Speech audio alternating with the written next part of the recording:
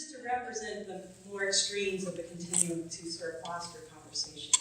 And the only way this is going to work is if we get audience participation and buy-in. We don't want it to just be a conversation between the folks sitting up here, but it's an opportunity for people in the audience here to actually fully engage and participate in this discussion. So the idea really is to view and air the different viewpoints that we have on the different topics that we chose. And I want to recognize, David Hillis, the co-organizer. And so we're really looking at this as a constructive conversation about how we do species delimitation. And so with that in mind, I hope everybody, this is not, whatever that villain and hero stuff that is downstairs. This is really viewed from a constructive perspective, opening a dialogue with people with different viewpoints to hopefully improve how we think about species delimitation. And I also want to note that there's some scheduling issues with what showed up in the program. So our moderation, despite what's in the program, the moderators, we're going to have a discussion about the actual two talks. So I know that there was some screw up here in which things that they listed. But during the moderated discussion, we'll run around with microphones and hopefully get you guys to come up, stand up, ask questions, and then we have the speakers here to talk, as well as feel free to address any question that someone else raises in the audience. So it really is this community discussion. So with that, I'm going to go ahead and not cut into the time of the first speaker, which is Matt Fujita. So our first discussion is going to focus on, does the multi-species coalescent delimit species? And Matt is going to argue for the yes side of this debate, and I think Kelly's going to produce or represent the contrasting viewpoint, at least for the sake of discussion. So, go ahead. All right, thank you very much, and thank you, David and Lacey, for organizing the symposium. I'm Matt Fujita. I'm at the University of Texas at Arlington, and I'm going to talk a little bit about some of the benefits of using the multi-coalescent for species delimitation. And I think a lot of us can appreciate that species are a fundamental unit, and they're a fundamental unit for many areas of evolutionary and ecological research. And if we are to think, or if we want to maintain the integrity of species, then we want to make sure that, and if species delimitation is to inform taxonomy in some way, we want to make sure that these species are delimited in some sort of objective manner. And I'm going to argue that the multi-species coalescent is a way to inject objectivity into species delimitation.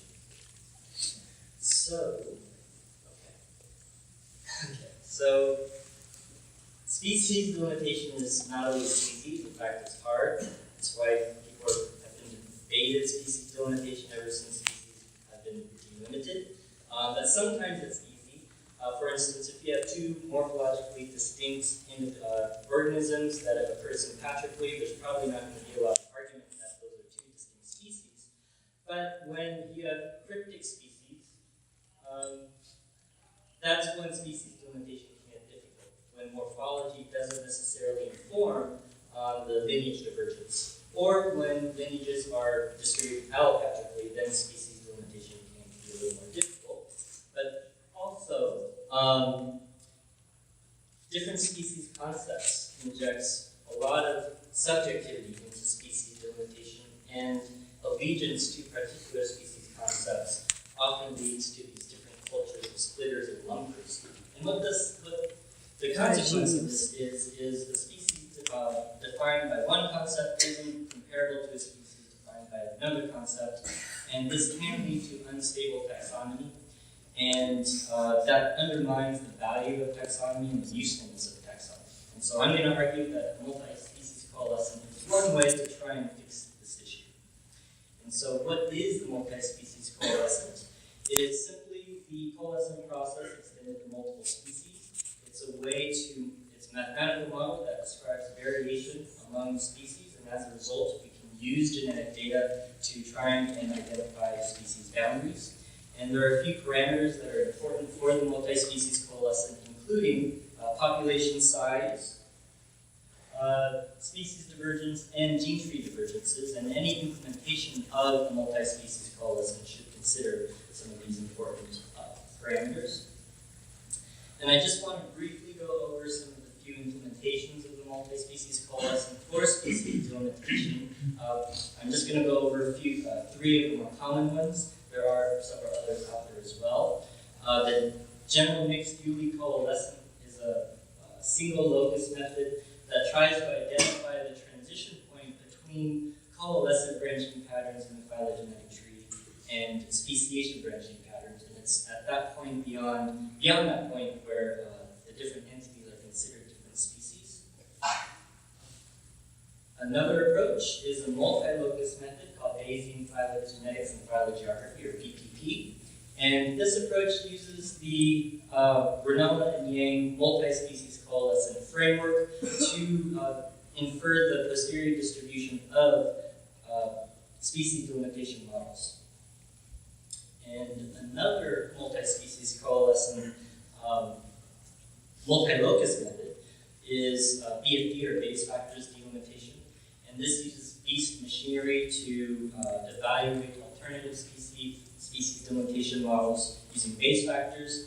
And the genomic version of this is BFD star that uses SNPs, such as from data that you can get from RADseq. Okay, so what are the benefits of using a multi-species coalescent for species delimitation? I mentioned one issue is that of an unstable taxonomy that can result when there's heavy investigator bias during species delimitation. And I'm going to argue that using the multi-species coalescent can inject some objectivity into it. I'm just going to give an example that's sort of frustrating from my lab of an unstable taxonomy, and that's with the woodtails. My lab is interested in studying the dynamics of the genomes of parthenogenetic woodtails. These are hybrid asexuals. So in order to do that, we need to understand the origins of these asexuals. And so they originated from hybridization events between two sexual species. But the problem is this taxonomic history of the Spidicellus is pretty chaotic. These are often taxonomic changes that have occurred over the past few years. And so while we can identify the genetic origins of the asexuals, we don't necessarily know what species those parental genomes come from. So hopefully the multi-species coalescent can help provide more taxonomic, more stable taxonomy. Another benefit is that the multi-species coalescent can identify cryptic diversity. And I'll talk a little bit more about this when we go over an empirical example using these mayflies, but these are just a few other examples where genetic data have identified cryptic diversity at the species level. Okay, so when might multi-species coalescent provide inaccurate delimitations? The first example I'm going to talk about is selection. Speciation was mostly motivated by a few loci of the genome. Then most of the other parts of the genome won't have had the time to accrue the divergence necessary for the multi-species coalescent, the neutral multi-species coalescent, to discern among the different species. Gene flow is a big issue because we need to figure out how much gene flow is appropriate before determining different lineages are independently evolving. But also, a lot of the implementations of the multi-species coalescent assume no gene flow, and not all gene flow is equal. So some parts of the genome that may be neutral can pass freely across the hybrid zone, whereas some parts of the genome under selection may not be able to pass through the hybrid zone equally. So how do we incorporate that into the species implementation using the multi-species coalescent? Fossils, you need genetic data for using the multi-species coalescent, so you can't really use fossils in most cases. And of course, we all know that the multi-species coalescent won't work under the protracted model of speciation. No laughter.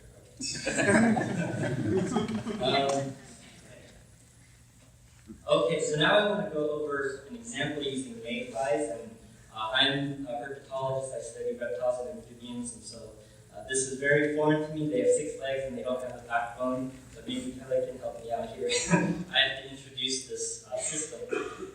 What we're going to do is we're going to go over a few examples using these mayflies of how for species delimitation.